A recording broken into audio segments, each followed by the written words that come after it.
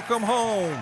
It's Irish Family History with curious news and notes, celebrating our 4th year of this podcast at the Irish Roots Cafe, where every day's a holiday and there's always room for one more. One of 6 broadcast series from the head school at irishroots.com. I'm Mike OLaughlin, your host, publisher of rare Irish books and information on every county in Ireland since 1978. Be sure to read our blog, complete with links to click on from this podcast, and search our master index and books for free.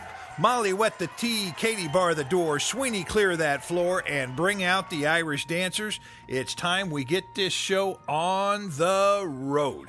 Oh, yes, and it's good to be back. This is show number 192 of the Irish Family History and Genealogy show. Altogether, we're probably getting close to 300 shows for all 6 of our different themes we have here on Irish subjects. But today we're doing something a little special. I'm just back after a little respite. We've all got to take a break now and then, don't you know it? And we're here at the Irish Roots Cafe at irishroots.com at the head school. And what I'm going to talk about today, like I said, is a little bit different. We're going to talk about a little bit of history that might point to why sometimes genealogy, Irish genealogy, could be very confusing and could actually run you halfway across the world, it seems, if you start looking at different possibilities and different stories and legends. And my gosh, what if DNA comes in and shows that you came from another place altogether? And coming up,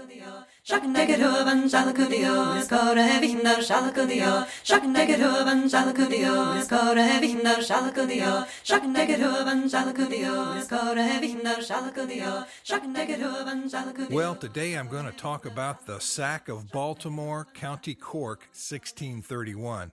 Now, it's not Baltimore, Maryland.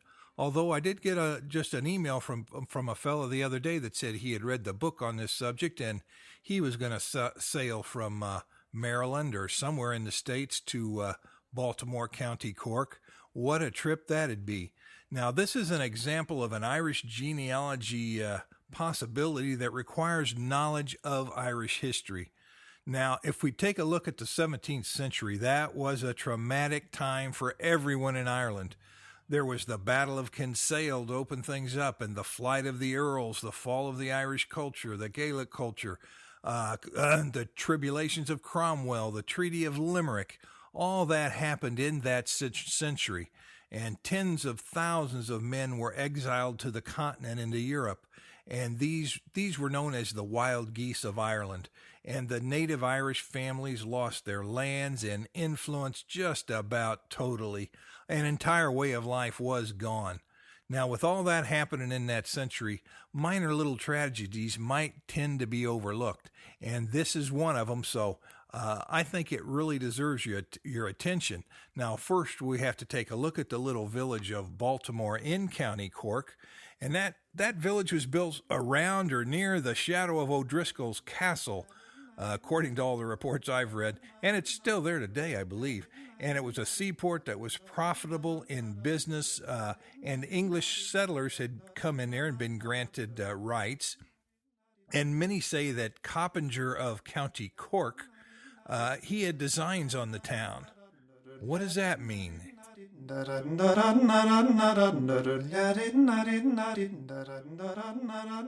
Well, like we were saying, Coppinger of County Cork, it was a Sir Walter Coppinger, something along those lines, but he had designs on the town, according to some, and he wanted those profits, and he wanted that patch of ground. And they say that, you know what, of course, everybody talks about intrigue and conspiracy theories, but some people say he might have backed this little raid, or he might have had something to do with it, but I've never seen any proof to that point. But then I haven't researched it real good either, so maybe you'll be the one to do it. Or maybe when I read this new book that's come out, I'll be able to find out there. But Coppinger wanted that land, but I'm afraid O'Driscoll had it, and that was the way it was. But most of the people in the town were English settlers who had the rights to it, don't you know?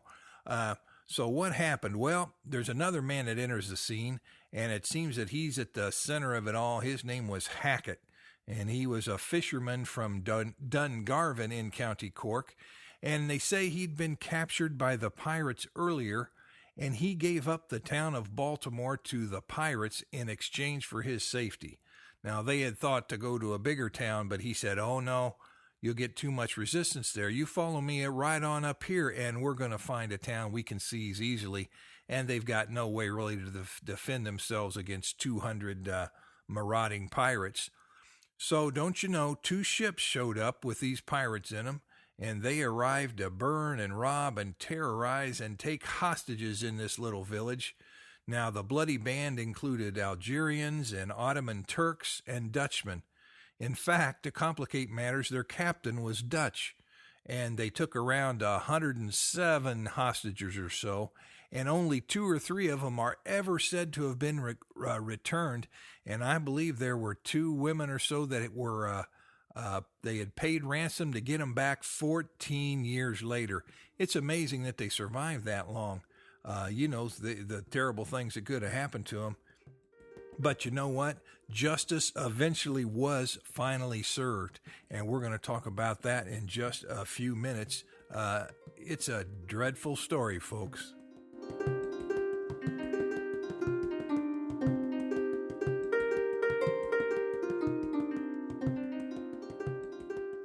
Well, several books have been written on the subject, and even a screenplay, and of course a very famous piece of verse.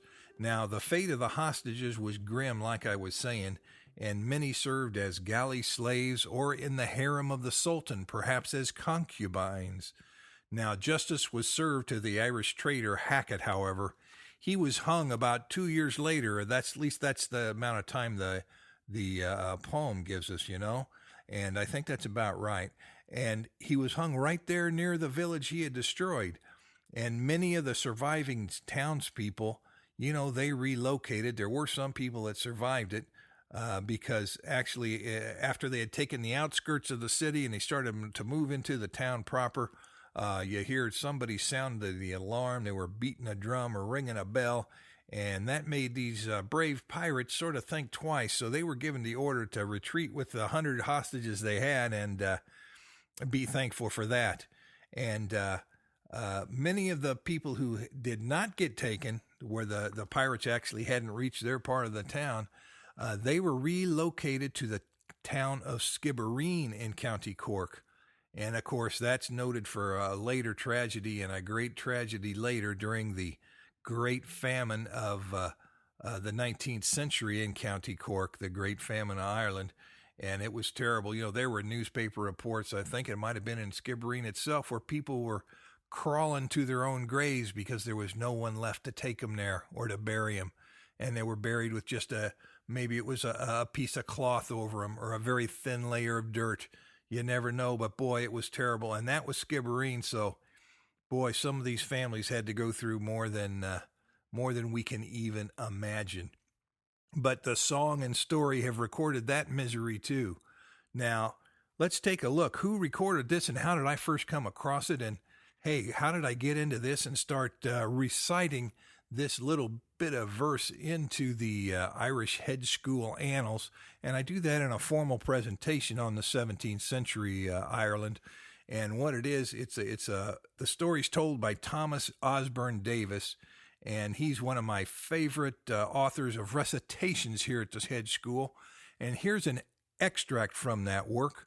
We're going to just keep it nice and simple, and we're going to start up about halfway through it or so, and we're going to take up with what happened to those people, the children and the women who had been abducted, just what in the world could have happened to them or did happen to them.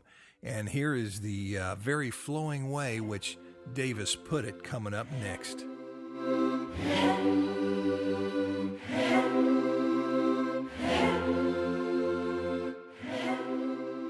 Oh, some must tug the galley's oar, and some must tend the steed.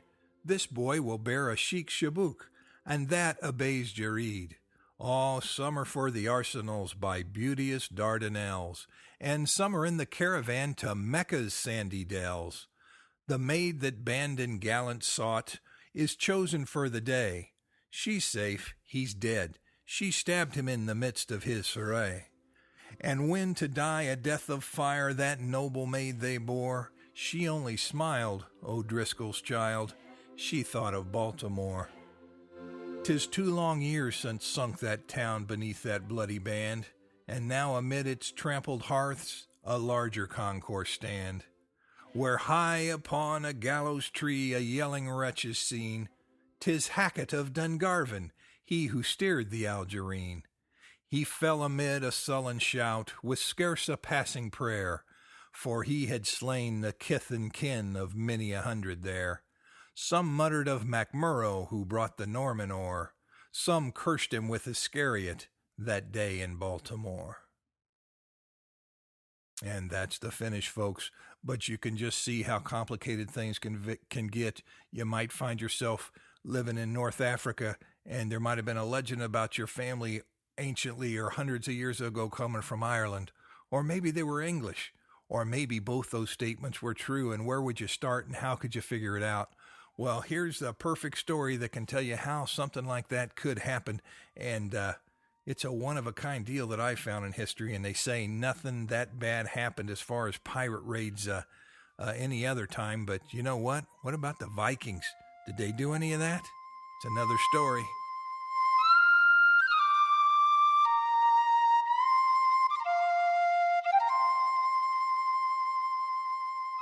Well, we're going to have a short one this week, folks. I wanted to thank you for hanging on, and I had to go through a little topical surgery, you might say. I had to get a new battery, and everything's fine. I got it, my first one, about 7 years ago, and it's never fired off in the way that it might have. So I'm blessed for that, and I've got at least another 7 years to go. I was hoping that when they made the new batteries, they'd last for 14 or 20 years, but at least I've got another 7 to go if I do the same way. So I'm hoping I'll outlive the battery, but they say it's even money. But I got all through that, and I'm really enjoying myself. I've taken up some drumming like I used to do in the old days, way back when I was, my gosh, that was high school days. But trying to do a few new things here, and it sure is a lot of fun. Got a lot of new things on the cultural thing coming up here with Ireland, and I don't even know. We might combine this podcast with a few of the other podcasts, and that way I can concentrate. And each week we might have something a little different on here, always with the thought towards genealogy and family history. But we can throw some songs in every now and then, and some history like this, because it all ties together, and really it can keep you going through those hard times. Well, that's it for me today. We've got a short one, like I say. Thanks for hanging on, and I'm gonna be back now. We're getting ready to head out in about 2 weeks to the Dublin, Ohio Irish Festival. We're gonna launch our CDs, our Irish Head School Master CDs on genealogy and history and song and Irish America, as a matter of fact, too. So you might want to get there and be the first to see that in a national launch. And since that Dublin, Ohio Festival is the only one we go to, it sure is a good one, and I put my money there any day. It sure is a lot of fun. But that's the first weekend in August, and we'll be there all 3 days at the genealogy tent. So I hope to see you there. And hey, let me know if you do come by, because I don't know. I'm not sure all those faces I see out there listening. I might not be able to recognize you if you walk by. But just say hello. I do listen to your podcast, and that'll give me some strength to keep on doing this, don't you know? And I'm always interested in your ideas and thought and help, or if you think you could provide a good interview on Irish culture or Irish family history research, anything along that line, I'm open to that too. And you know what? It's easier if I'm interviewing you than if I have to go out and dig up all the information myself and come back. So one more time, thanks a lot. I appreciate it, and we'll be seeing you next week. That's all for today, folks. Joseph, warm up those pipes. Remember, we have a broadcast series on Irish song and recitation, on local history of the Irish in America, and on 2,000 years of Irish history, as well as on the counties, and something special coming up on Irish language, I hope. We've got all that and more at our head school at irishroots.com. And we've been known to appear, exhibit, teach, and even sing for your special events. Be sure to book in advance if it's important, and write me at my American address at Irish Roots Cafe, Box 7575, Kansas City, Missouri 64116. Leave a message by phone at 816-256-3360. Reach me on my webpage at irishroots.com. Skype me at the Irish Roots Cafe. Get me on MySpace, Facebook, Twitter, and Irish Central. Members foot the bill, so they get first priority, but we're open to all. And by the way, a big thank you to all of our members. And away.